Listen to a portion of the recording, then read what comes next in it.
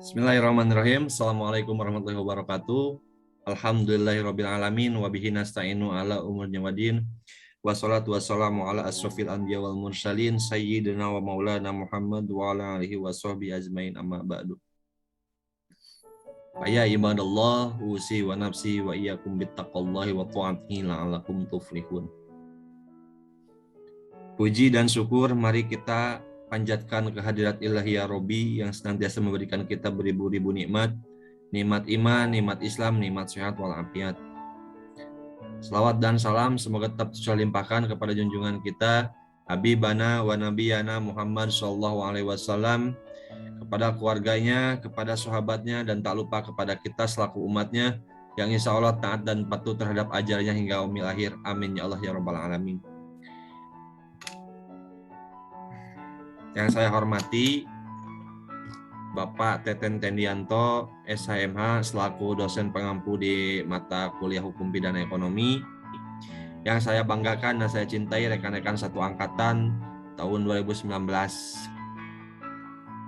Perkenalkan, kami dari kelompok 2. Kami di sini terdiri dari 2 anggota. Pertama saya atas nama Muhammad Yakutatul Hadro, dan rekan saya atas nama Hadi Hadiansyah. Pada kesempatan malam hari ini kami akan menjelaskan mengenai materi tentang kepabeanan. Untuk mempersingkat waktu, mungkin langsung ke intinya saja.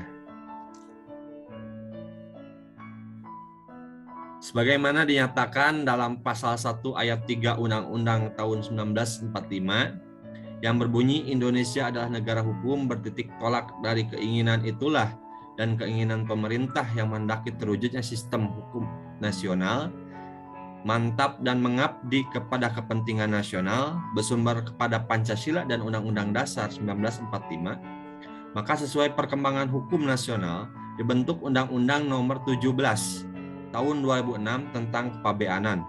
Kegiatan melakukan pemungutan dan pengawasan lalu lintas barang ekspor dan impor, dan segala tindakan harus berdasarkan hukum. Oleh sebab itu, tindakan penguasaan negara untuk memungut pajak harus dilakukan berdasarkan hukum positif. Untuk selanjutnya, rumusan masalah yang kami angkat. Pertama, bagaimanakah pengaturan hukum tentang fungsi dan tugas di bidang kepabeanan menurut peraturan perundang-undangan nasional? Yang kedua, bagaimanakah bentuk perbuatan dan sanksi yang dapat diterapkan terhadap pelaku tindak pidana penyelundupan menurut Undang-Undang Nomor 17 Tahun 2006. Pembahasan. 1. Pengaturan hukum tentang fungsi dan tugas di bidang kepabeanan menurut peraturan perundang-undangan nasional. Kegiatan perdagangan, impor, dan ekspor harus dilakukan atau dikendalikan pemerintah. Segala urusan kegiatan dan tindakan yang harus dilakukan dalam rangka pelaksanaan tugas pengawasan arus lalu lintas barang yang masuk dan keluar daerah pabeanan dan tugas pemungutan keuangan negara yang berkaitan dengan pengeluaran barang tersebut. Dasar hukum pelaksanaan fungsi dan tugas Bea Cukai adalah: A. Undang-Undang Nomor 10 Tahun 1995 tentang kepabeanan. B. Undang-Undang Nomor 17 Tahun 2006 tentang perubahan atas Undang-Undang Nomor 10 Tahun 1995 tentang kepabeanan.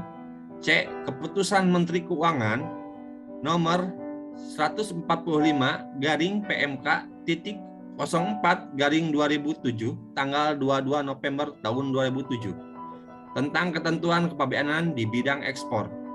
D.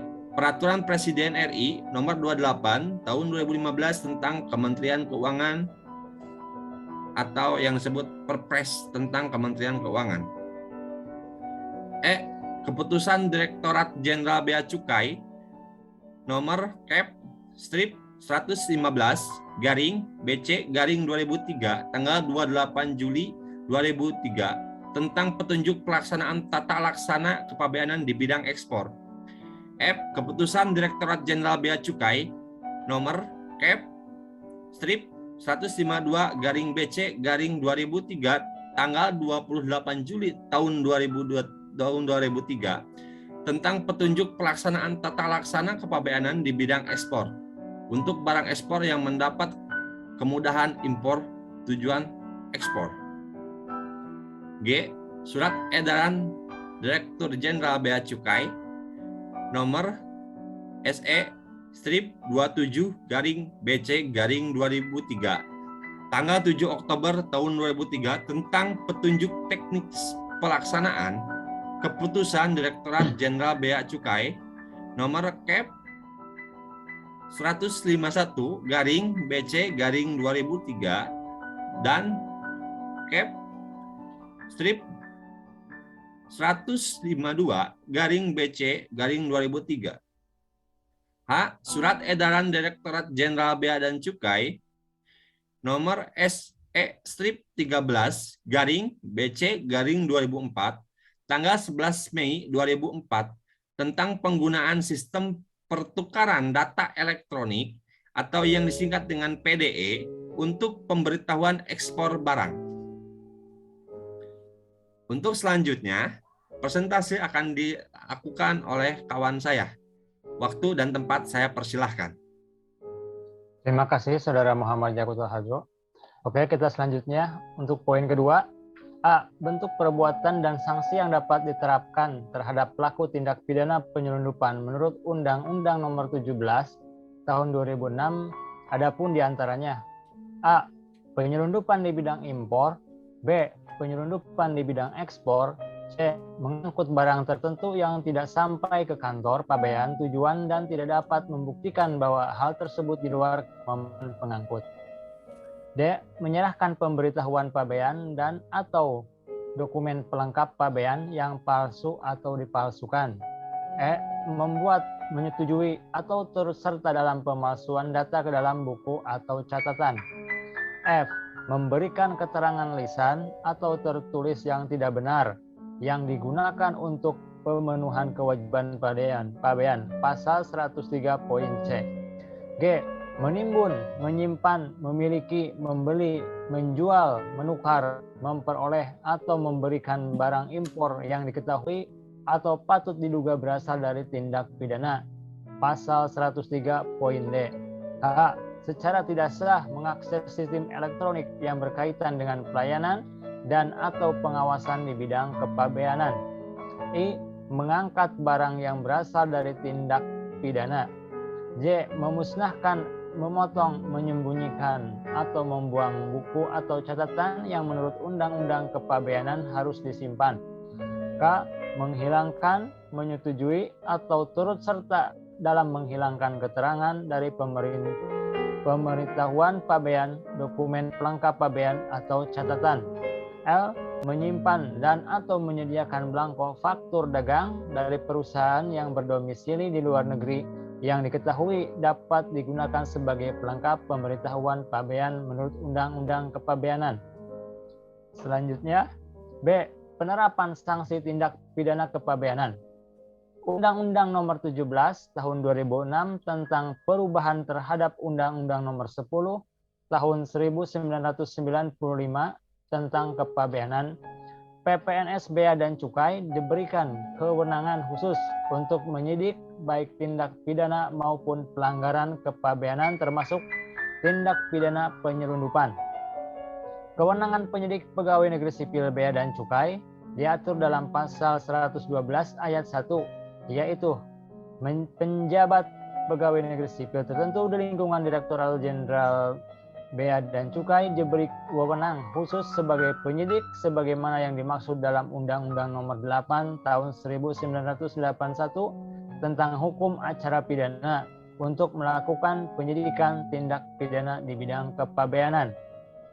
Penangkapan dilakukan untuk kepentingan penyelidikan. Yang berwenang menangkap adalah penyidik sebagaimana yang diatur dalam Undang-Undang Nomor 17 Tahun 2006 tentang perubahan terhadap Undang-Undang Nomor 10 Tahun 1995 berdasarkan pasal 17 KUHP bahwa perintah penangkapan dilakukan terhadap seseorang yang diduga keras melakukan tindak pidana berdasarkan bukti permulaan yang cukup.